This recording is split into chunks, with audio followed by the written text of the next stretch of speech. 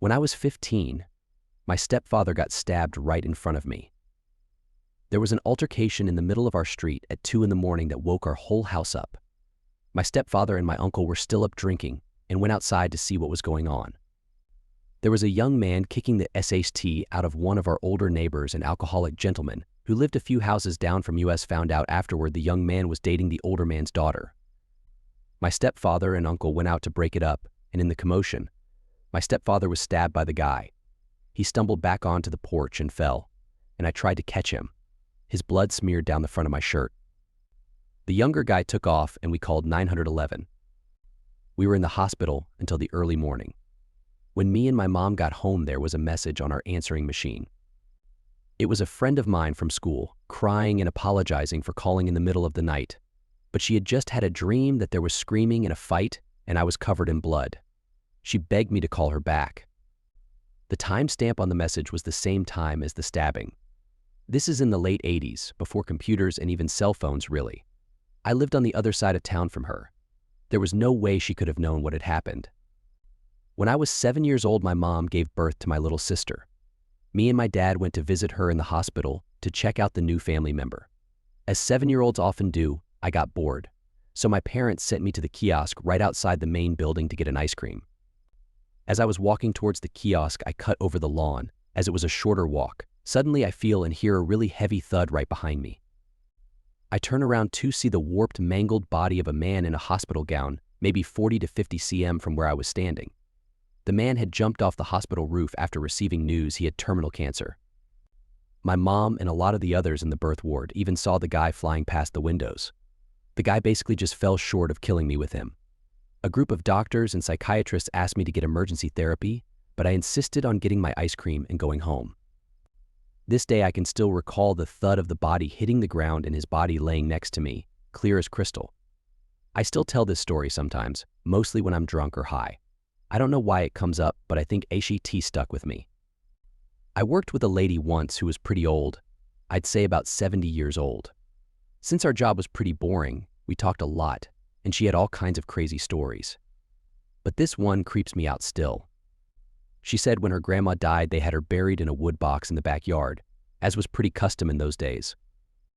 Well, years later, they have a family plot in a cemetery and decide to dig her grandma up to move her to the family plot. She said when they took the lid off the coffin, it had claw marks all over the inside. The grandma had apparently been buried alive. I was at a mate's house spending the night when I was in middle school.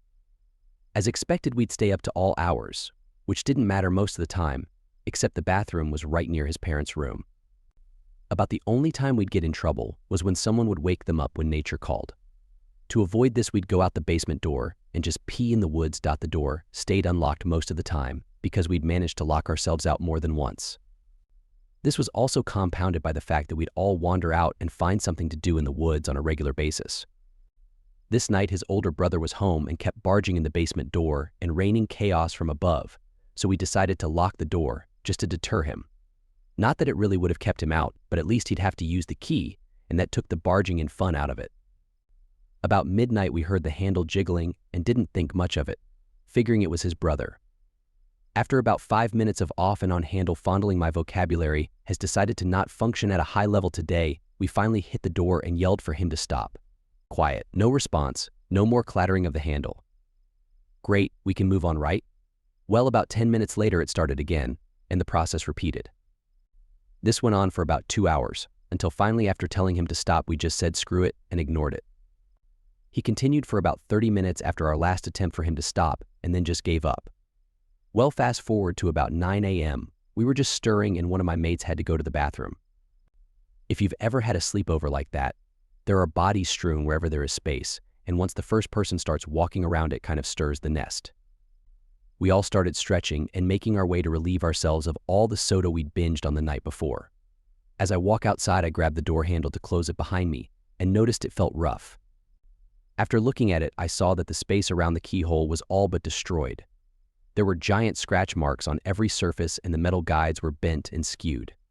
I asked my friend that lived there what had happened, and he said it was the first he'd noticed it. Not really wanting to get blamed for something his brother did, we went upstairs and told his parents about the night before. After his dad went down to see what we were talking about, He went completely white and ran upstairs to call the cops. Evidently, someone had been trying to force the lock open while we were all inside. That's actually happened to me more than once on different occasions. What completely freaks me out about this time was that this person knew we were in there and that we knew someone was trying to get in. Even so, he repeatedly tried to force his way inside. God knows what sort of person that way. I had to take care of my mentally handicapped cousin a few years back. She could get around well enough, but due to severe arthritis in her knees and ankles, she had to be watched, helped into the bath, SCT like that. I would go into her room in the morning, help her to her walker so she could piss, and make her breakfast.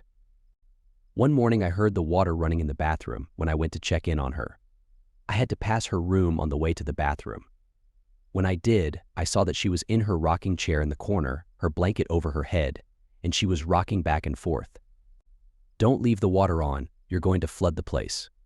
I went into the bathroom to shut the faucet off, and my cousin was there, washing her face. I immediately ran back to the room, but it was just her blanket crumpled up in the rocking chair. My cousin wanted to know why I undid her bed. I didn't stay too long after that. I lived in the Hollywood Hills, and this happened in the early 80s. Crazy knocking at my door at 9 p.m. I go to answer the door and there's a lady there just hysterical, talking about there's so much blood. She looks normal and is dressed in clean clothing, so we let her in. She tells a story about seeing someone get stabbed. I call the police, and 2 uniformed LAPD officers arrive in 10 minutes. They take the lady away and tell us that she was reported missing, has a mental condition and lives up the street. All good. 30 minutes later, another knock at the door. 2 different cops this time responding to the call. They have no idea who the other 2 cops were. Take our information and statements, description of the officers and the lady as well. Radio conversations back and forth ensue, and they really don't have any idea how any other cops could have picked her up because they were given the call 40 minutes ago. My boyfriend works night shift, and I was asleep alone in the house. I get woken up in the middle of the night by my puppy whining in the living room, and I assume it's because he wants outside. I'm just about to open the back door when I hear this weird scratching, clicking sound at the front door, like someone was sticking something in the lock. I go to check, and I can see the silhouette of somebody standing there through the window in the door. I then notice there is a second figure in the living room window, although it's too dark to make out any features. I know they can see me because I didn't have any blinds at this point, and they just stood there. I totally freaked and called the cops, then my dad. I huddled in the kitchen out of sight of any windows and waited for someone to come. My parents live across town and showed up before the cops. They were gone at this point, but the neighbors across the street were up and saw the car. I ended up staying at my parents' place that night, and when I came home the next morning, I noticed the basement window was partially kicked in. I got a security system installed the next day. I still have no idea who it was. When I was a baby, maybe about 6 months old, my mom put me into my cot to sleep one afternoon. It was a high-sided wooden thing with a drop side for access that required you to press in 2 little nubs, one on each corner to release the side.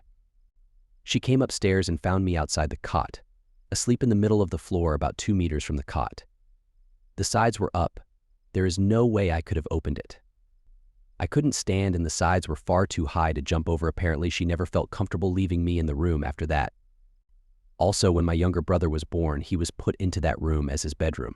One evening, me and my mom were on her bed playing with my brother who was about 1 year old, and we heard this noise coming from his room. Panicked, my mom went to look, and one of his musical toys was in the cot playing to itself despite not being activated. I have a story that didn't happen to me, but rather my friend's dad. This guy isn't the type to bullshit, so I believe him 100%. My friend's dad, we'll call him Jack, and his brother, we'll call him Tom, lived with each other in the 80s. It was just the 2 of them living in the house, no one else. So, this one night Jack is coming home at night and walks into his living room to see a bunch of old people sitting around talking. As he walks in, they all just quiet down and awkwardly look at him as he walks by. He doesn't see Tom anywhere, so he just assumes Tom will be back to tend to his guests. Jack has work the next morning, so he goes in his room to get some sleep, but is kept up from all the people talking. He walks out from his room and is promptly met up with Tom, who is coming out of his room to tell Jack to keep his friends quiet.